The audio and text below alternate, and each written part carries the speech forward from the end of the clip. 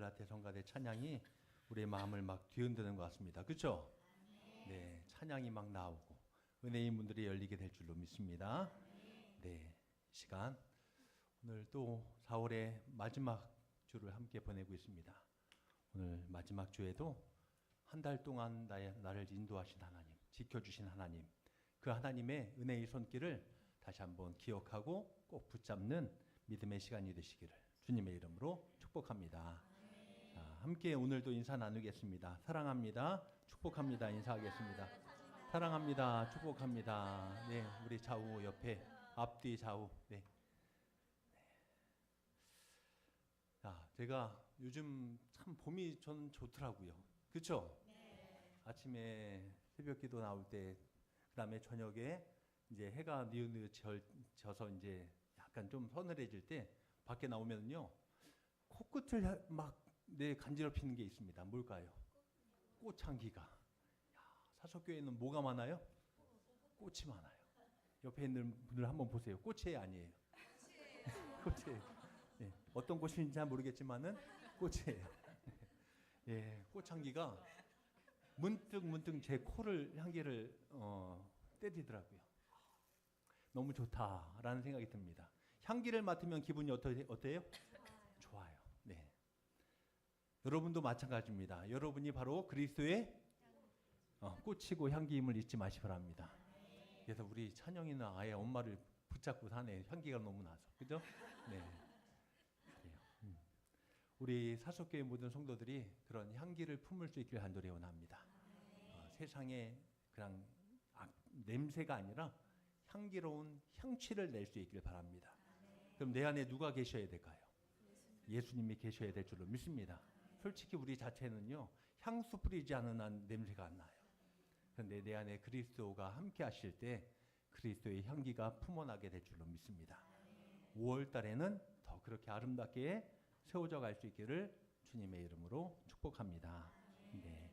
자, 오늘 말씀 가지고 또 하나님의 뜻을 이루어가는 사람, 하나님의 뜻을 이루어가는 성도, 어떤 성도일까? 오늘 말씀 보면은요, 우리가 잘 알고 있는 말씀이에요.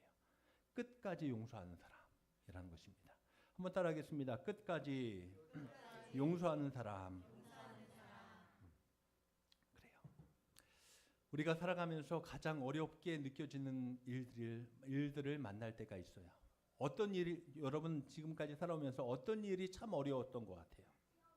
시험이요. 왜 오늘 시험 공부하다가 시험 드는 학생이 여기도 있네. 네. 그래요. 우리 은재는 어때? 요즘 시험 기획하냐? 시험 들었어?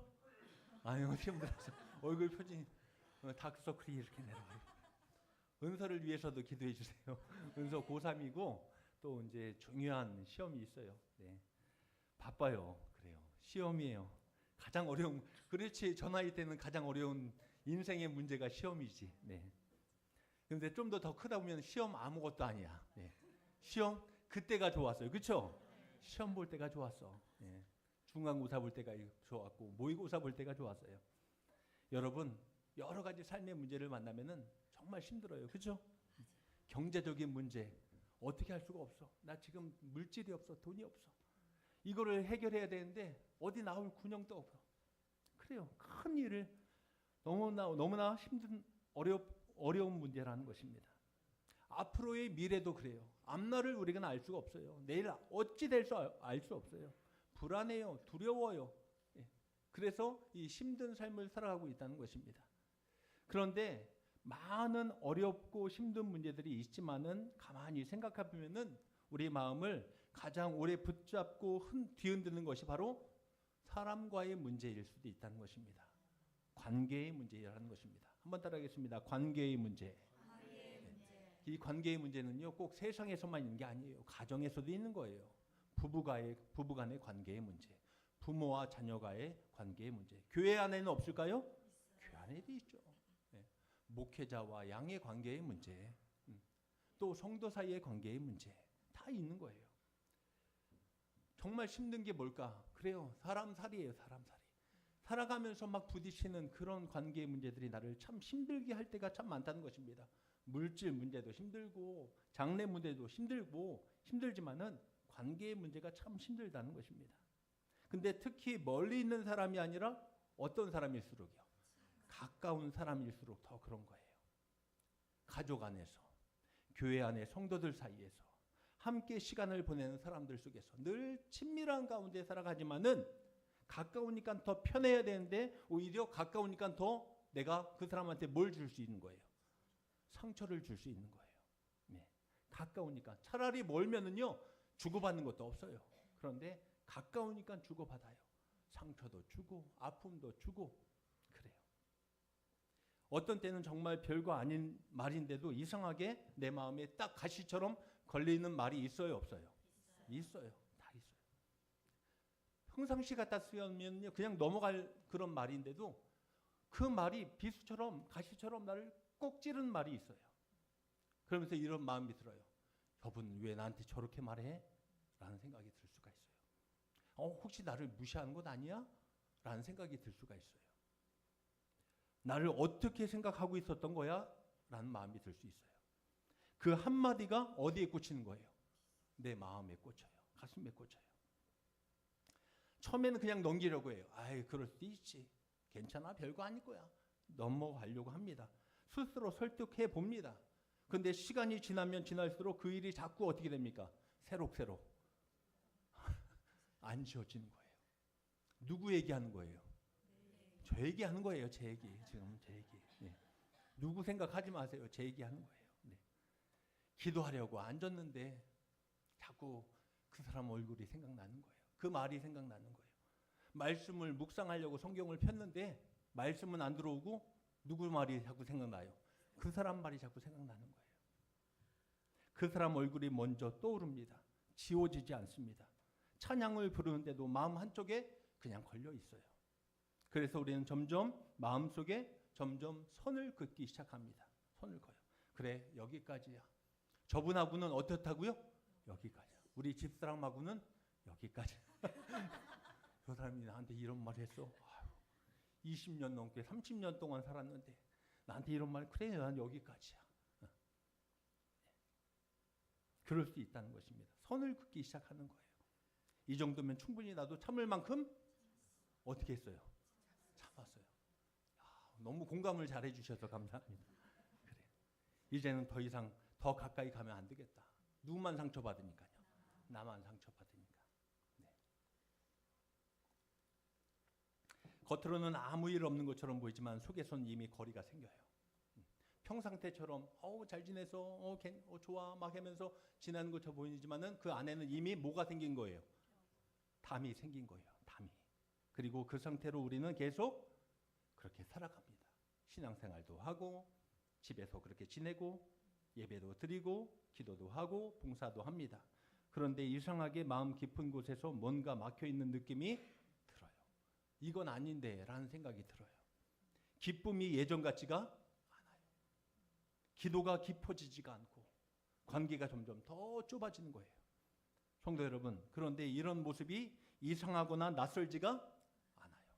이건 특별한 사람의 어떠한 특별한 사람의 이야기가 아니라 우리 모두가 경험할 수 있는 현실이기 때문에 그런 것입니다. 저도 그렇고 여러분도 그래요. 다 누구나 이런 마음 다 들 수 있는 거예요. 지금 이 과정 속에 있는 분들도 있을 것이고요. 오늘 이 말씀을 통해서 우리는 단순히 얼마나 용서해야 하는가를 배우는 것이 아니라 하나님의 뜻을 이루어가는 사람은 어떤 마음으로 살아가야 되는지, 어떤 기준으로 관계를 또 맺으며 세우며 살아가야 하는지를 다시 한번 깊이 돌아볼 수 있기를 주님의 이름으로 축원합니다. 그리고 이 말씀이 우리의 마음 깊은 곳까지 들어갈 수 있기를 간절히 축원합니다. 묶여있던 것들을 다시 풀어내고 막혀있던 것들을 다시 열어내고 하나님의 뜻이 다시 우리의 삶 가운데 흐를 수 있기를 주님의 이름으로 축원합니다. 네. 먼저 우리가 이 말씀을 통해서 함께 나누고 싶은 것은 이것입니다. 첫째로 용서는 횟수가 아니라 정체성이다 라는 것입니다. 용서한다는 것은 횟수가 아니라 정체성이다. 자, 이 말씀을 잘 기억하면서 들으시기 바랍니다. 베드로는 예수님께 이렇게 묻습니다. 주님, 내 형제가 나한테 똑같은 잘못을 하는데 몇 번까지 용서하면 됩니까? 7번입니까? 라고 말했습니다. 이 질문을 조금만 더 깊이 생각해 보면요, 굉장히 솔직한 질문이라는 것을 알 수 있어요. 그리고 동시에 우리의 마음을 그대로 보여주는 질문이에요. 베드로나 누구나요? 나나 똑같아요. 베드로나 나나 똑같아요. 우리는 늘 기준을 정하고 싶어 합니다. 용서도 기준을 정하고 싶어 합니다. 여기까지만 참아야지라는 생각을 가지고 사람을 대할 때가 있어요. 여기까지만. 그것이 누가 세운 기준이에요? 내가 세운 기준이에요.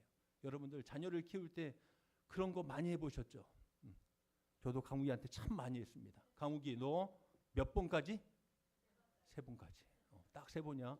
그리고 제가 속으로 카운트하고 있어요. 벌써 너 1번, 2번째에 또 1번 하면 몇 번째입니까? 3번째. 3번째 되면 뭐예요? 아웃이죠. 무슨 방으로 들어갑니까? 진실방. 아니, 진실방. 왜 이렇게 잘 알아? 너 많이 갔구나 너. 네. 진실의 방으로. 네. 그래. 난 여기까지야. 나 참을 수 있는 것은 몇 번까지 참아요? 3번. 근데 베드로는 몇 번까지 참는다고 그래요? 베드로는 나보다 낫네요. 그래도 7번. 네. 여기까지 참으면 나는 충분한 것 아니야? 이제 나도 할 만큼 한 거야 라는 것입니다. 왜 그렇습니까? 우리 안에는 용서를 계산하려는 마음이 있기 때문에. 용서도 계산이에요. 어느 순간 용서하는 것도 계산이에요. 조금 더 설득하게 말해보시기 바랍니다. 말해보겠습니다. 우리는 용서하는 것도 손해보지 않으려고 할 때가 많아요. 용서하는 것도 누구 손해보지 않으려고요? 내 손해보지 않으려고 할 때가 많다는 것이죠. 내가 너무 많이 참는 것 같으면은요, 내 마음속에 어떤 생각이 듭니까? 억울한 생각이 들기 시작하는 거예요. 그렇죠? 누구만 참는 것 같아요? 나만 참는 것 같아요. 우리 여러분 가정에서 한번 생각해 보세요.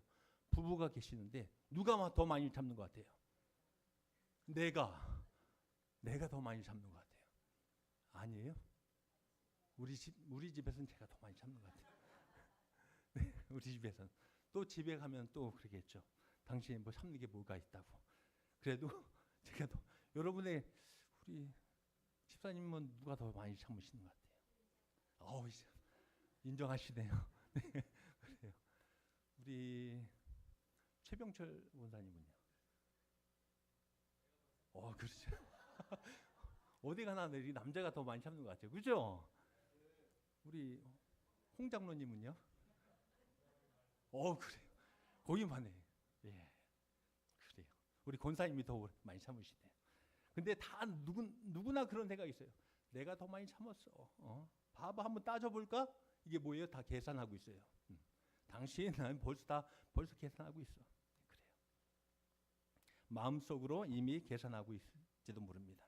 근데 예수님의 대답은 그 선 자체를, 계산 자체를 무너뜨리고 있습니다. 7번뿐 아니라 7번을 몇 번까지요? 70번까지라도. 우리는 또 여기에서 우리는 계산에 익숙해져 갖고요. 여기서도 계산합니다. 그죠? 그래, 한번 77이 49. 이게 몇 번이에요? 그냥 490번. 그래야 490번 한번 해보자. 예.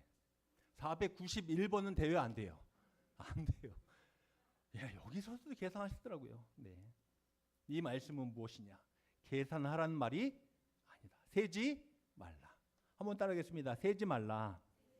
세지 말라라는 거예요. 우리 옆에 분들에게 한번 말씀해 주세요. 세지 마세요. 네. 저부터 집에 들어가서 세지 말아야 돼요. 네. 당신 몇 번 내가 이런 말 해도 되는지 모르겠지만 몇 번 통속이 들는지 내가 몇 번 당신 대신 설거지 해줬는데 말이야. 세면 돼야 안 돼요? 안 돼요. 근데 우리는 어느 순간 뭐 하고 있어요? 세고 있어요. 네. 그래요. 용서는 횟수의 문제가 아니라 정체성의 문제이기 때문에 그래요. 여기서 우리가 꼭 붙들어야 할 것이 있습니다. 우리는 용서해야 하는 사람이 이전에 이미 우리는 뭐 한 사람일까요? 용서 받은 사람이에요. 네. 자꾸 우리는 내가 용서하려고 그러니까 나만 억울한 것 같아. 나만 힘든 것 같아. 나만 손해보는 것 같아. 근데 이미 우리는 내가 먼저 용서받은 사람임을 잊지 마시기 바랍니다. 이 사실을 놓치는 순간 용서는 억울함이 되고요. 부담이 됩니다. 왜 내가 해야 되지? 왜 나만 참아야 되지? 그런데 이 사실을 다시 한번 돌이켜서 보면요. 다시 용서는 달라져요. 나는 원래 용서받을 자격이 없는데 내가 먼저 용서받은 사람이지.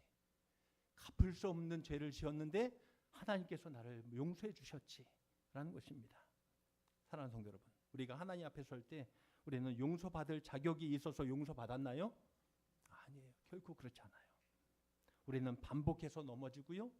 똑같은 죄를 또 짓고 또 짓고 일주일에 7번은 질 수 있어요. 7번 이상이에요. 또 매일 똑같이 살아요. 하나님을 향해 돌아섰던 사람이 바로 나예요. 그런데 하나님 우리를 몇 번까지 참으셨습니까? 3번이요? 7번이요? 아니면 7749, 490번이요? 아니에요. 하나님은 어느 때까지 참으셨다고요? 끝까지 참으셨다는 거예요. 세지 않으셨어요. 끝까지 용서하셨습니다. 그 은혜로 우리가 지금 어디에 있는 것입니까? 이 자리에 있는 줄로 믿습니다. 그 은혜 때문에 우리가 이 자리에 있는 거예요. 만약 세셨다면 우리 여기 있을 수 있을까요? 없을까요? 없죠. 1번 누구부터 없어져야 되는 거예요? 목사님 저부터 이 자리에 사라졌을 거예요. 예, 저부터. 네. 아, 목사님은 좀 뭔가 낫겠지? 아니에요. 저도 아무것도 아니에요. 근데 하나님께서 참으셨기 때문에, 하나님께서 그래도 지금도 용서해 주시기 때문에 이 자리에 있는 줄로 믿습니다. 네. 그래서 신앙은 이렇게 정의할 수 있습니다. 용서를 잘하는 사람이 되라는 것이 아니라 내가 용서받은 사람답게 살아가는 것, 이것이 다시 세워질 때 우리의 삶이, 우리의 신앙이 변화될 줄로 믿습니다.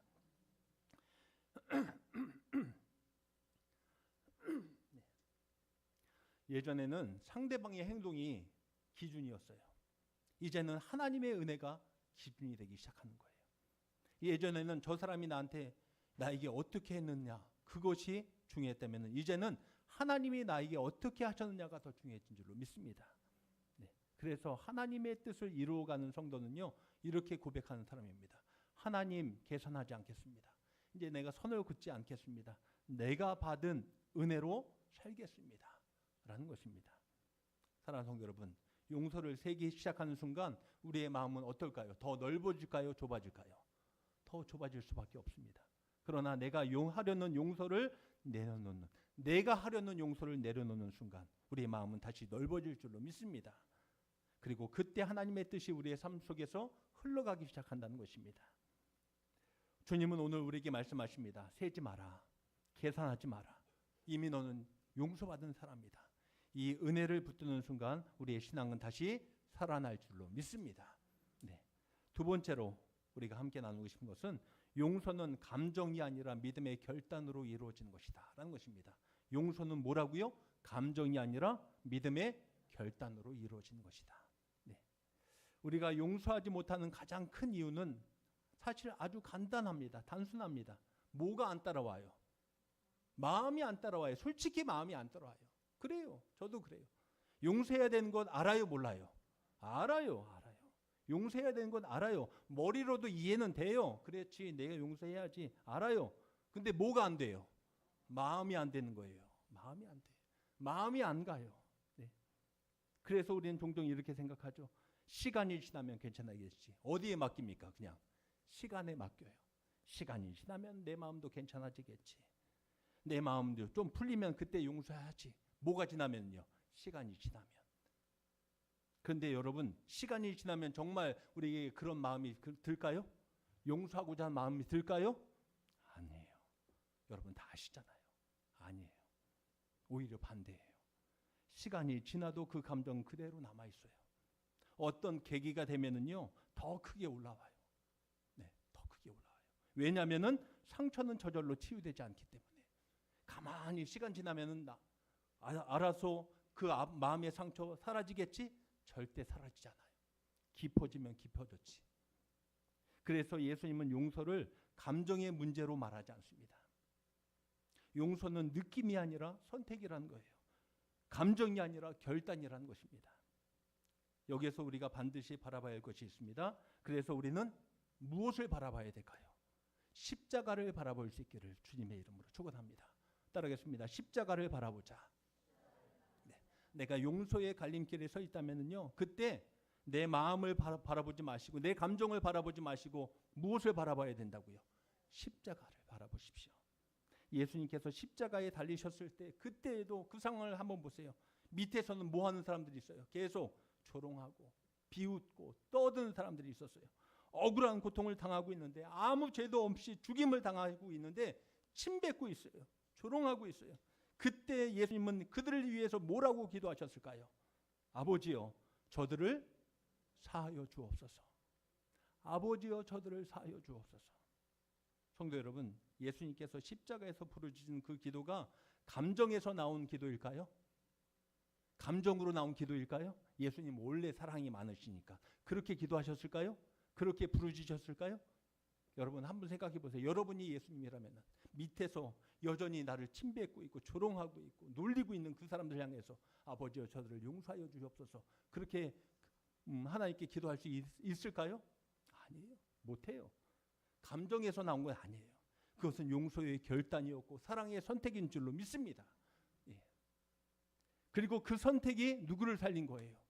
나를 살리셨음을 잊지 마시 바랍니다. 그래서 우리는 이 사실을 분명히 알아야 됩니다.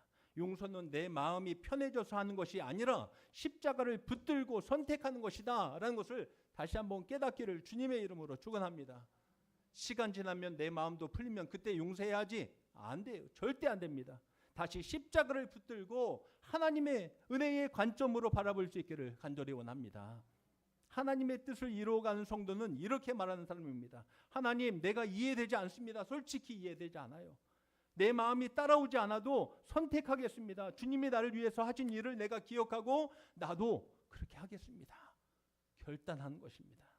이게 바로 믿음이고 올바른 용서의 시작이 되는 것입니다. 잠깐만 기다려봐. 내 마음 풀리면 그때 해줄게. 나 지금 안 돼. 내 마음 때문에 안 되니까 시간 지나면 그때 와. 다시 와. 아니에요. 1년이 지나도 10년이 지나도 30년이 지나도 아니에요. 또다시 내 감정이 격해지면은 그때 그 일 붙잡고 다시 끌어냅니다. 이건 진정한 용서가 아니시죠. 사랑하는 성도 여러분, 용서를 우리의 감정에 맡겨두면은 우리는 평생 기다리기만 하면 되는 것입니다. 기다릴 수밖에 없는 것입니다. 언젠가 마음이 풀리겠지. 언젠가 괜찮게지겠지. 그러나 그날은 쉽게 오지 않습니다. 그래서 하나님은 오늘 우리에게 결단을 요구하십니다. 지금 선택하라. 지금 내려놔라. 라는 것입니다. 용서는 한 번의 큰 감정이 아니라 작은 결단의 반복임을 또한 잊지 않기를 간절히 원합니다. 그래서 하루에 한 번이라도 내가 용서해야지. 하나님 말씀 붙잡고 십자가 바르면서 내가 용서해야지. 기도할 때 다시 한번 결단하시고 떠오를 때마다 다시 한번 그렇게 결단해 보시고 그렇게 결단하다 보면은 우리의 마음도 조금씩 따라올 줄로 믿습니다. 네. 순서를 기억하십시오. 감정이 먼저가 아니라 뭐가 먼저예요? 결단이 먼저예요. 결단이 먼저예요. 이 결단이 쌓이면 감정이 따라와요. 그리고 그때 자유함을 누리게 될 줄로 믿습니다. 혹시 지금 마음이 따라오지 않아서 멈춰서 계신 분이 계십니까? 혹시? 네. 주님은 오늘 이렇게 말씀하십니다. 내 마음을 기다리지 말고 나를 믿고 선택하라 라고 말씀하십니다. 그 선택이 우리의 삶을 살리고 우리의 신앙을 다시 움직이게 만들 줄로 믿습니다. 네. 마지막으로 함께 나누신 것은 이것입니다. 용서는 삶을 회복시키는 하나님의 길이다라는 것입니다. 용서는 뭐라고요? 삶을 회복시키시는 하나님의 은혜의 길이다라는 것입니다. 우리는 종종 이렇게 생각합니다. 용서하면 내가 지는 것 아닌가? 아까 앞에서도 말씀드렸죠. 억울한 생각이 들어요. 용서하면은 내가 더 손해 본다고 생각합니다. 그래서 쉽게 놓지 못합니다. 내 자존심을 붙잡고 있는 것이 나를 지키는 것처럼 느껴집니다. 내가 쉽게 용서하면 안 되지. 그런 생각이 듭니다. 그런데 성도 여러분, 정말 그럴까요? 조금만 솔직하게 다시 한번 생각해 보십시오. 용서하지 못하고 있을 때 누가 더 힘들까요? 한번 생각해 보세요. 내가 용서하지 못하고 내 마음속에 내가 그대로 해줄 거야. 그런 마음 품고 있으면요, 누가 더 힘들까요? 상대방일까요? 나일까요? 내가 더 힘들더라고요. 내가. 대부분 상대방은 이미 뭐 하고 있어요? 잘 살고 있어요. 그냥 잘 살고 있어요. 자기 삶을 그냥 잘 살고 있어요. 그런데 나는 어떻습니까? 그 일에 꽂혀가지고 그 일에 내가 상처 있고 그 일에 머물러 있으면서 계속 떠올려요. 그래서 또 상처 속으로, 또 상처 속으로, 아픔 속으로. 그 사람을 생각할 때마다 마음이 무너지고 그 감정이 하루를 흔들어 놓습니다. 결국 용서하지 않는 것은요, 상대방을 묶어두는 것이 아니라 누구를 묶는 거예요? 내 자신을 묶는 것이더라고요. 그래서 하나님은 우리에게 용서를 명령하시는 것이 아니라 살 길을 열어주시는 줄로 믿습니다. 용서한다는 것은요, 솔직히 누가 사는 거예요? 그 사람이 사는 게 아니라 내가 사는 거예요. 용서는 손해가 아니라 회복으로 가는 길이라는 것입니다. 우리는 여기서 한 사람을 떠올려 볼 수 있는데요. 요셉이에요. 요셉. 많이 잘 아시죠? 요셉이 형들한테 어떻게 됐습니까? 요셉이 형들한테 어떻게 됐어요? 배신당했어요. 형들이 팔았어요. 예. 노예로 팔았습니다. 친형들이에요. 네. 팔아버렸어요. 그리고 억울하게 감옥까지 갔어요. 그의 인생을 보면은 다 원망거리예요. 형들이 나를 팔았어. 내가 만약 여러분이 요셉이라면 어떻게 할까요? 형들 만났어요. 근데 나중에 만났어. 요셉은 지금 지위가 어디입니까? 애굽의 총리. 가장 높은 자리. 네. 왕 밑에 있는 자리예요. 총리. 그리고 형들이 와서 곡식 좀 얻어가려고, 곡식 좀 사가려고 흉년에 와서 머리를 조아리고 거기 앞에 있는 거예요. 누구 앞에 엎드리는 거예요? 요셉 앞에 서 있는 거예요. 형들이 딱 보니까 형이에요. 여러분 같으면 어떻게 하겠습니까? 찬영아 어떻게 할까? 숨어. 왜 숨어? 형들이 숨어야지. 왜? 집중 안 해서 듣고 있는 거야 지금. 네. 그래. 어떻게 할까요? 만약에 우리 정성호 집사님 같으면 어떻게 할까요? 그렇죠. 당장 나를 팔아, 내가 평생 내가 잊지 못했어. 내가 만나기만 해봐. 어떻게 그대로 내가 그대로 갚아주려고 내가 지금 벼르고 있었는데, 이 기회는 누가 주신 기회예요? 하나님이 주신 기회다. 하나님이 복수하라고 주신 기회구나. 네. 그렇게 했습니까? 근데 아니에요. 나는 절대 용서 못해. 나 같아도 그래요. 기회 오면 반드시 갚아준다. 근데 요셉은 달랐습니다. 형들을 다시 만났을 때 그는 복수하지 않았습니다. 오히려 이렇게 형들과 만나서 나중에 고백합니다. 당신들은 나를 해하려 하였으나 하나님은 그것을 선으로 바꾸셨습니다. 라고 고백했습니다. 요셉은 형들을 풀어주었습니다. 그들을 놓아주었습니다. 그 순간 무슨 일이 일어났습니까? 요셉의 인생이 회복되었습니다. 그 가정이 회복되었고 관계가 회복되었고 또한 하나님의 계획이 온전히 이루어진 줄로 믿습니다. 그래요.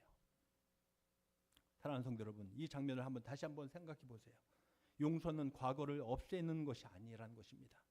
과거를 다시 한번 새롭게 재해석하는 능력이 바로 용서임을 잊지 마시 바랍니다. 같은 사건인데 다르게 보이기 시작하는 거예요. 내 마음이 바뀌니까 다르게 보이는 거예요. 예전에는 나한테 이랬어? 왜 이런 일이 일어났지? 그런 분노와 그런 마음이 많았었는데 이제는 하나님이 이것을 통해 무엇을 이루셨는가로 바뀌게 되는 것입니다. 이것이 바로 회복이라는 것이죠. 하나님의 뜻을 이루어가는 성도는 이 길을 선택하는 사람인 줄로 믿습니다. 붙잡고 있는 길이 아니라 놓아주는 길, 묶여 있는 길이 아니라 풀어주는 길을 선택하는 것이 바로 하나님의 사람들의 모습이란 것이죠. 이렇게 용서하는 순간 세 가지가 변한다고 합니다. 첫째는 내 마음이 자유로워진다는 것입니다. 그때부터 내 마음이 자유로워져요. 그 사람에게 묶여있던 감정이 풀리기 시작하니까 내 마음이 자유로워지고, 두 번째는 관계가 다시 열리기 시작한다는 것입니다. 완전히 회복되지 않더라도 닫혀있던 문이 다시 열려서 관계가 회복되기 시작하고, 세 번째는 뭘까요? 하나님의 은혜의 강물이 흐르기 시작한다는 것입니다. 막혀있던 은혜가 다시 흐른다는 것입니다. 지금 여전히 놓지 못하고 있는 일들이 있습니까? 계속 붙잡고 있어서 내 마음이 더 힘들어지고 있는 일은 무엇일까? 다시 한번 돌아보시 바랍니다. 저도 여러분도. 주님은 오늘 우리에게 분명히 말씀하십니다. 놓아라. 내가 회복시킨다. 내가 다시 살리겠다. 라고 말씀하십니다. 그렇습니다. 용서는 끝이 아니라 새로운 시작입니다. 그 시작을 선택하는 사람을 통해서 하나님은 하나님의 뜻을 이루어 가실 줄로 믿습니다. 사랑하는 성도 여러분, 우리는 이미 용서받은 사람이라고 했죠. 그렇다면 이제 용서하는 사람으로 살아가기 원합니다. 어쩌면 지금 우리 마음속에 한 사람이 떠오를 수 있어요. 저도 여러분도 이 말씀을 통해서 한 사람이 떠오를 수 있을 거예요. 아직 놓지 못한 사람, 생각할 때마다 마음이 불편한 사람이 분명히 있을 거예요. 누군가는 있을 거예요. 주님은 말씀하십니다. 세지 마라, 붙잡지 마라, 놓아라 라고 말씀하십니다. 그렇게 용서할 수 있는 것은 근데 쉬울까요? 어려울까요? 어렵지요. 솔직히 어렵죠. 네. 다시 생각나죠. 어렵죠. 하지만 분명한 것은 용서할 때 비로소 우리가 다시 내가 살게 될 줄로 믿습니다. 붙잡고 있으면 계속 묶여 있지만은 놓는 순간 우리의 영혼은 자유로워진다는 것입니다. 저도 여러분도 오늘 결단하기 원합니다. 주님, 내가 놓겠습니다. 주님, 내가 용서하며 결단할 수 있는 마음을 허락하여 주시옵소서. 그렇게 하나님 앞에 나아갈 수 있는 우리 믿음의 권속들이 되시기를 주님의 이름으로 축원합니다. 그 작은 결단을 통해서 막혀 있었던 은혜가 다시 우리 심령 가운데 흐르고 하나님의 뜻이 우리의 삶 가운데 이루어질 줄로 믿습니다. 그렇게 세워져 갈 수 있는 우리 사속교회 모든 성도들이 되시기를 주님의 이름으로 축원합니다. 기도하겠습니다. 하나님 감사합니다. 오늘 이 말씀을 통해서 또 하나님의 뜻을 이루어가는 성도의 모습이 어떤 모습인지 하나님, 내 마음에 아직도 미움이 있어요. 솔직히 아픔이 있고 남은 상처가 있습니다. 그러나 그 모든 거 내가 끌어안고 있으면 오히려 나는 더 무너지고 깨지고 하나님 낙심하며 더 큰 상처의 굴레 속으로 들어갈 수밖에 없습니다. 오늘 이 말씀을 우리 함께 믿음의 권속들 함께 나누면서 우리 모두가 이 말씀을 다시 한번 붙잡고 일어설 수 있게 하여 주시옵소서. 하나님께서 나를 사랑하시고 나를 용서하신 것처럼 나도 누군가를 위해서 그렇게 주님의 마음을 가지고 나아갈 수 있는 우리 믿음의 삶이 되게 하여 주시옵소서. 그 속에서 자유함을 얻게 하시고 더 사랑하게 하시고 더 하나 될 수 있게 하여 주시옵소서. 우리 주 예수님의 이름으로 기도합나이다. 아멘.